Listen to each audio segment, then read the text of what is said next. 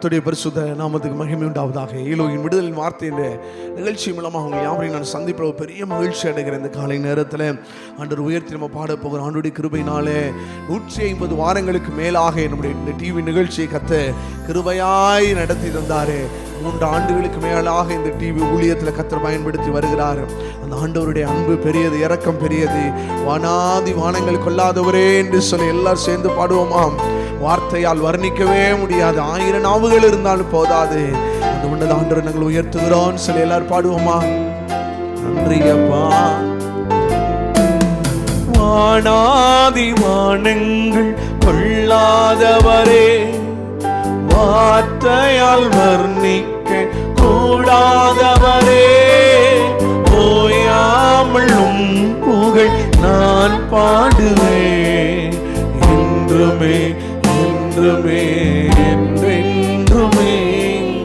வானாதி வானங்கள் கொள்ளாதவரே, வார்த்தையால் வர்ணிக்க கூடாதவரே, ஓயாமல் உம் புகழ் நான் பாடுவேன் இன்றுமே என்றுமே என்றென்றுமே. ஹல்லேலூயா ஹல்லேலூயா ஆமென். ஹல்லேலூயா ஹல்லேலூயா ஆமென். ஹல்லேலூயா ஹல்லேலூயா ஆமென். ஆமென் ஆமென் ஆமென். அப்பா, எங்களுடைய கண்களில் எங்களுக்கு கிருபை கிடைக்கணும்பா. ஆண்டவரே, நாங்கள் பரலோக கவனத்தை நாங்கள் திருப்புகிறவர்களாய் நாங்கள் வாழ உதவி செய்யுங்கப்பா. நீ என் பார்வைக்கு அருமையானபடி நாளை கனம் பெற்றாய். நாங்கள் கர்த்தருடைய பார்வையில விலையேறப்பட்டவர்களாய், தகுதியுள்ளவர்களாய், உமக்கு பிரியமுள்ளவர்களாய், உண்மையுள்ளவர்களாய் வாழ எங்களுக்கு கிருபை தாங்கப்பா. பரலோக கவனத்தை ஈர்க்க வேண்டுமே, அப்பாவும் கண்களில் கிருபை வேண்டுமே, எப்போதும் அருகே நீர் வேண்டுமே, நீர் வேண்டும் நீர் வேண்டும் நீர் வேண்டுமே. பரலோக அப்பா கிருபை வேண்டுமே, எப்போதும் என் அருகே கூட நீங்க இருங்கப்பா. நீர் வேண்டும் நீர் வேண்டும் நீர் வேண்டுமே. ஹல்லேலூயா. எல்லாரும் அப்படியே கண்களை மூடி ஓ நன்றி அப்பா.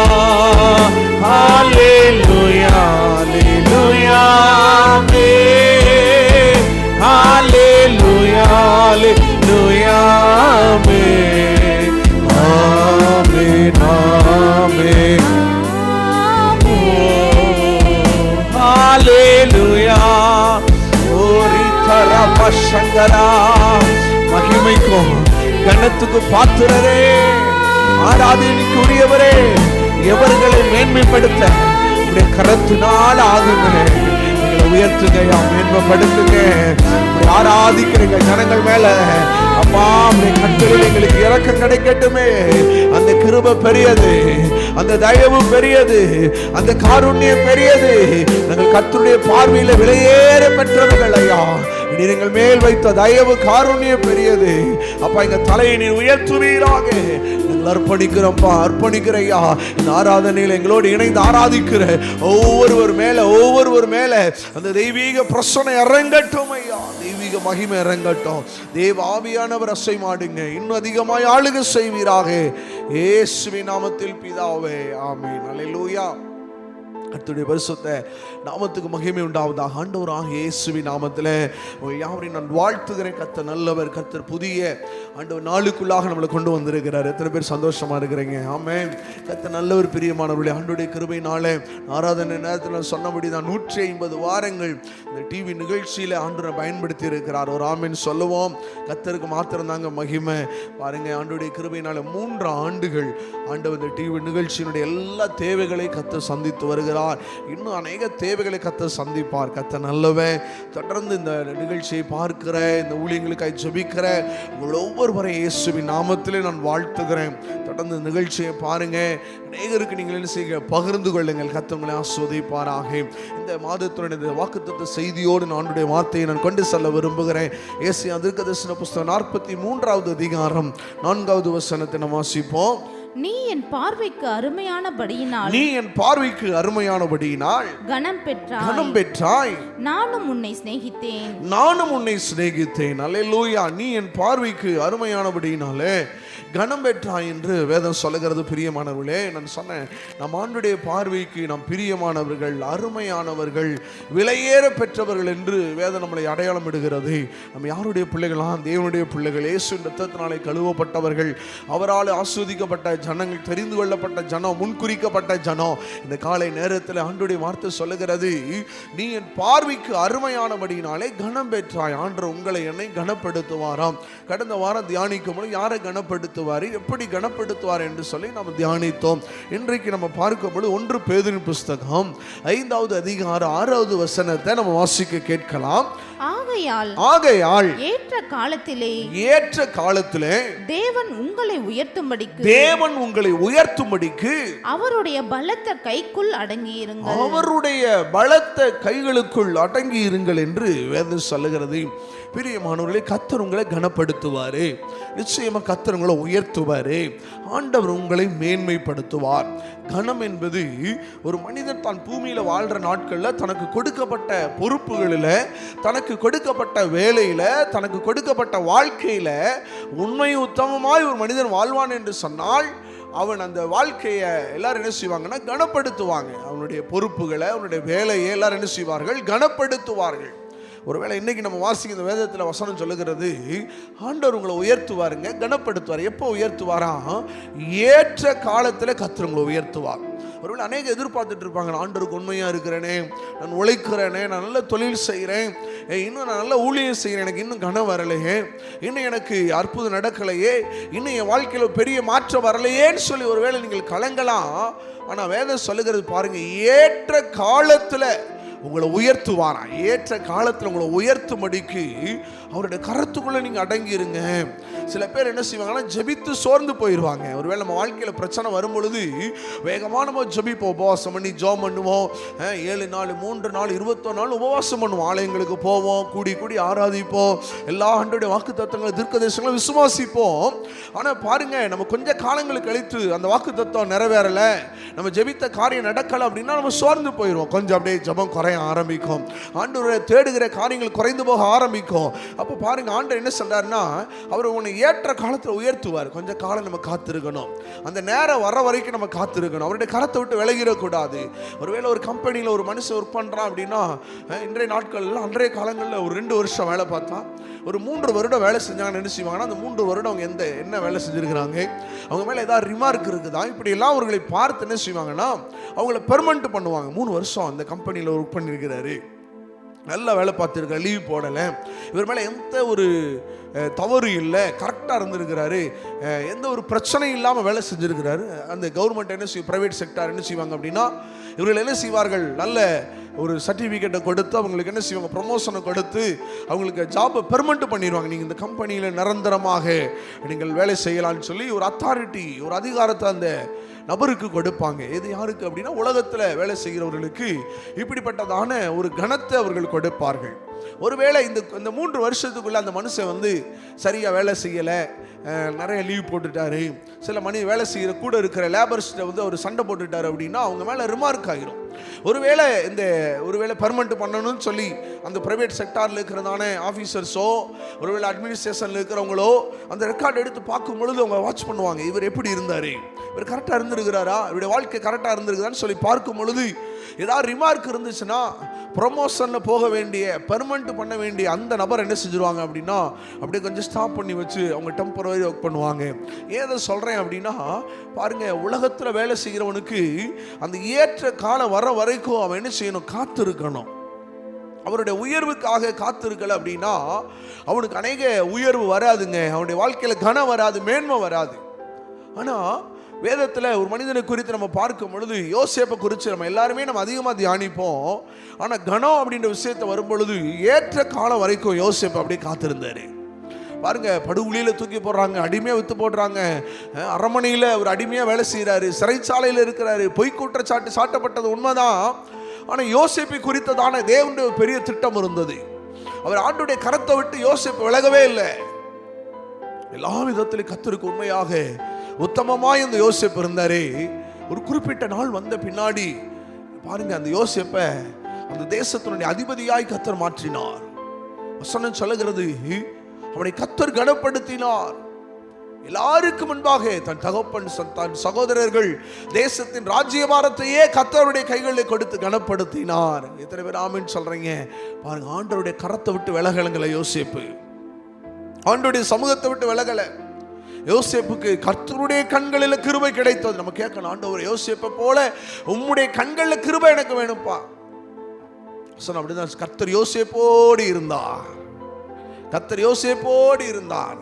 அவன் செய்கிற காரியங்கள் எல்லாவற்றையும் கர்த்தர் வாய்க்க பண்ணினார். உங்க கூட ஆண்டவர் இருப்பாருன்னா காரியம் வாய்க்கும்.